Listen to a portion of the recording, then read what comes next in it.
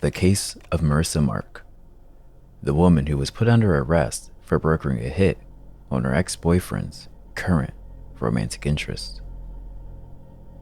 For many, the first thing that comes to mind upon hearing the word Hitman is the popular video game franchise titled Hitman. For those unfamiliar, you may have guessed that this video game features a fictional character who works for a contract agency and is hired to carry out hits and assassinations. In these games, the player carries out missions to eliminate assigned targets by any means necessary. We as people have a strong desire to feel a sense of belonging and to be wanted. If this desire is not adequately fulfilled, some may become a recluse, while others may become rancorous, overwhelmed by the infatuation and obsession they have towards another person. Bringing someone else into the mix only intensifies this feeling. Sometimes jealousy gets the best of us. Sometimes jealousy even kills the best of us, or tries to. Around and prior to September 2006, Marissa Mark was a 23-year-old woman from Jersey City, New Jersey, and Allentown, Pennsylvania. She and her boyfriend at the time, Joshua Hammonds, had broken up, and the two were no longer together. To Marissa's surprise, at a later time, she discovered that her dearest Joshua had a newfound lover. Her name was Ann Royston. No longer being together, the feeling of heartbreak became overwhelming, spiraled into jealousy, and morphed into an unhealthy obsession with her now ex-boyfriend and his new lover. But of course, just like with any other obsessive behavior, she had to get her fix. So, Marissa began doing some research of her own. She began stalking 23-year-old Ann online, whom of which worked as a mortgage broker at Woodland Hills, a neighborhood in Los Angeles, California. Marissa herself worked at Bethlehem-based Receivable Management Services. Despite living on opposite coasts in the United States, from her online stalking, Marissa gathered and obtained 41 photographic images of Ann. Hiring the hitman. Back in September 2006, Marissa Mark was set on revenge.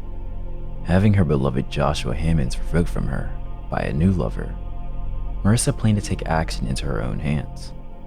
While living at her home in Allentown, Pennsylvania, the currently heartbroken and obsessed 23-year-old went onto her computer online and visited a disturbing site which seems ripped straight out of a thriller film, Hitman for Hire. This site was operated by two individuals. As you might have guessed, the website was in place for the operators to exchange their services for money and for clients to get a particular deed completed for them. Imagine Fiverr, just a little more sinister. Marissa wanted Ann, Joshua's newfound lover, dead. She contracted an individual to complete this hit job for her. Meet Tony Luciano, or more formally known as Issam Ahmed Eid. Tony Luciano is an alias utilized by Issam, an Egyptian native and a Las Vegas poker dealer. It appears that making an average of $50,000 in 2006 wasn't nearly enough for this poker dealer, and he needed another flow of income.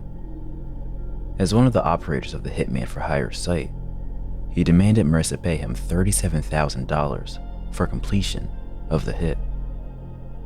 Being a recent college graduate, Marissa, unsurprisingly, was short on cash. She negotiated over email to pay a portion up front, and then the remaining amount after a successful hit, a down payment for the murder. Now is the question of, how exactly would she be able to come up with a total of $37,000? Fortunately for Marissa, being low on cash was not much of a problem.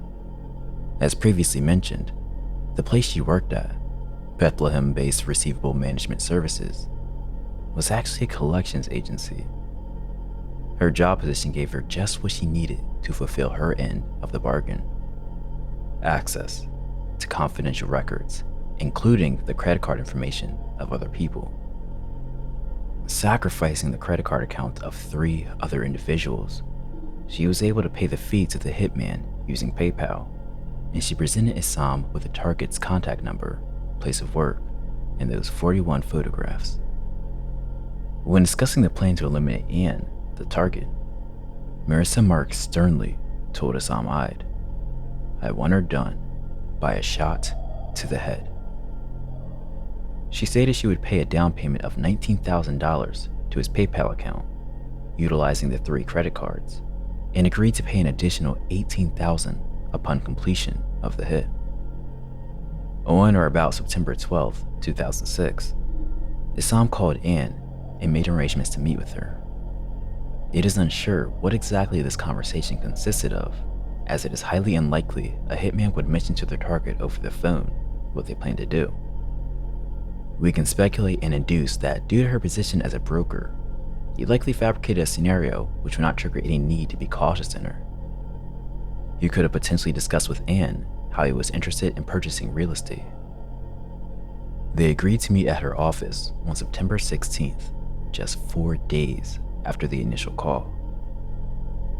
The day following the call, September 13th, 2006, Issam got in contact with Marissa via email to discuss the plan.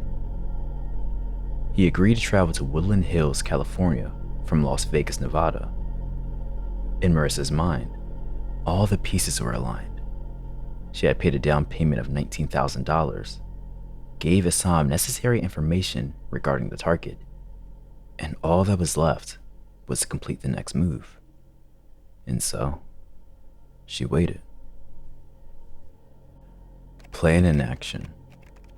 It was the day of the hit, and Issam, along with his girlfriend, Teresa Engel, headed to Ann Royson's place of work at Woodland Hills in LA on September 15th. Upon arrival, Issam and Teresa conversed with Ann, to which Issam showcased some of the conversations and materials that Marissa had gathered. He showed Ann the emails discussing the plan of how Marissa Mark wanted her taken care of by a bullet to the brain.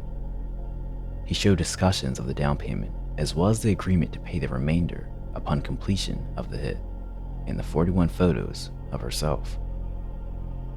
Upon knowledge of this, Ann was shocked and horrified. All of this seemed so unreal and unbelievable. Just imagine being in Ann's position. You're happy with your romantic partner. Things are going great, and suddenly, you're at work, and right in front of you is a person who was paid to kill you by your partner's ex. It will either seem like a sick joke or absolutely terrifying.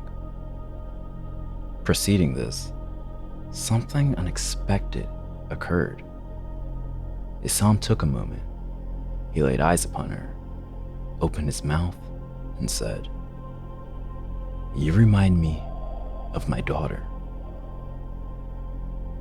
Issam is indeed a father of daughters, and being in the presence of someone he was contracted to murder might have caused a conflict within him. Although Issam is caught up in all of his criminal activity and agreed to take the life of someone else, at this moment, he seemingly could not bring himself to finish the job. He loved his daughters and was proud of them. If Ann really did remind him of his own, how then could he take her life? He then proceeded to give her an ultimatum. He informed her he would call the hit off. He would no longer carry out the act of murdering her, as long as she was willing to pay the $18,000 remaining from the cost. She was given a mere 3 days to accomplish this feat. 3 days to come up with $18,000. And of course, this deadline did not come without consequence. Failure to cover the costs would result in someone else Ann was close to be murdered in her place. Her boyfriend, Joshua, the ex-boyfriend of Marissa Mark. At the time of all this, Teresa Engel was also assisting Issam Eid with another hit. She helped him create a deadly poison known as ricin within their home in Nevada.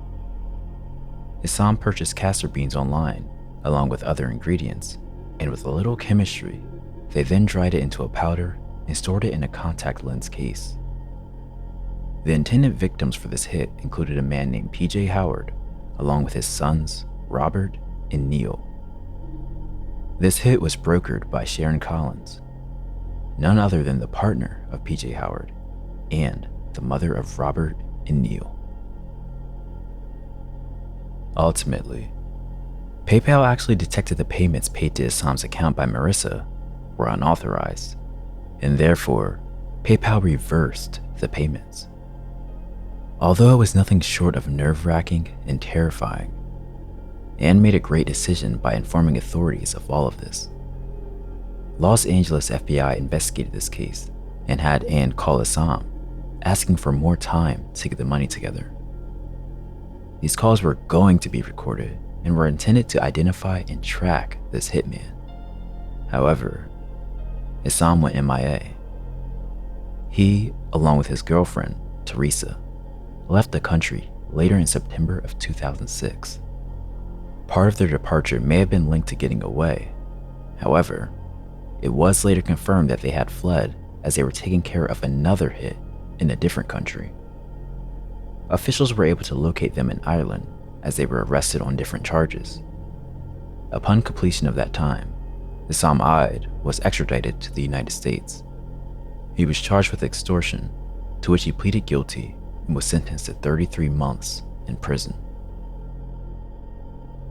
Court case, the arrest, and the charges. Now, let's fast forward and transport ourselves about 4.5 years in the future to Jersey City, New Jersey. On the morning of March 22nd, 2011, officials arrived at Marissa Mark's home and arrested her. The romantic rival and target, Ann Royston, remained physically unharmed from this incident. On September 9th, 2011, 28-year-old Marissa Mark pleaded guilty and, according to government sources, was ultimately charged by the grand jury with conspiracy to use interstate commerce facilities in the commission of murder for hire, use of interstate commerce facilities in the commission of murder for hire, 3 counts of aggravated identity theft, attempted access device fraud, and aiding and abetting. A sentence hearing was scheduled for December 9th, 2011. Marissa is mandated to face a sentence of a minimum of 2 years with a possible maximum sentence of 56 years in prison. She was ordered to surrender into custody on October 6th, 2011, with no bail. She was ultimately sentenced to prison on January 13th, 2012, to 6 years at the Federal Detention Center in Philadelphia, Pennsylvania. In addition to her 72 months, she was ordered by a U.S. District Court judge to pay a fine of $1,500 and a special assessment of $800. Marissa Mark suing the facility. In an ironic twist, while incarcerated, Marissa Mark attempted to sue the facility. Marissa claims while being institutionalized, she received negligent medical care at the Federal Detention Center in Philadelphia and a violation of her constitutional rights while at this prison. According to the memorandum, prior to November 19th, 2011, Marissa had limited vision in her left eye. On November 19th, 2011, she woke up with complete loss of vision in that left eye and reported it to an officer who then contacted the FDC Philadelphia Medical Department. Afterwards, she was escorted from the facility to a nearby hospital. Following this visit, Marissa claimed that the facility failed to take her to her follow-up appointments and failed to inform her of the side effects of the medication she was given. Marissa sought relief for official reprimands against the medical staff, as well as training and handling of inmate concerns, monetary compensation for physical and emotional damage to my person due to negligence in the amount of $72 million. All of these claims were ultimately dismissed. In conclusion, Isam Ide was not found or proven to have actually completed any hits or committed any acts of murder, despite having all the tools, weapons, and toxins he needed. Marissa immigrated to the United States from Trinidad at the age of just 10 years old with her mother. She will be deported upon completion of her sentence. Marissa had never obtained U.S. citizenship. She would need to say goodbye to her home, her job, and potentially her beloved dog Angel, who patiently waited for her to come home. Marissa Mark was released on January 1st, 2017. Seems like in the end, jealousy hurt and affected a lot of people. Since Marissa's payment never went through, it is a possibility that Isam knew this and still went to Anne's place of work as a means of getting the money somehow. And the line about his daughter could have been complete, utter, manipulative nonsense. Do you think the website Isam ran was a ruse and scam from the start? Or do you think he truly intended to fulfill his part of the bargain and just got cold feet at the end? If you enjoyed this video, make sure you leave a thumbs up and subscribe. I'd love to know your thoughts on this case and the video altogether. Thanks for watching. Keep it real.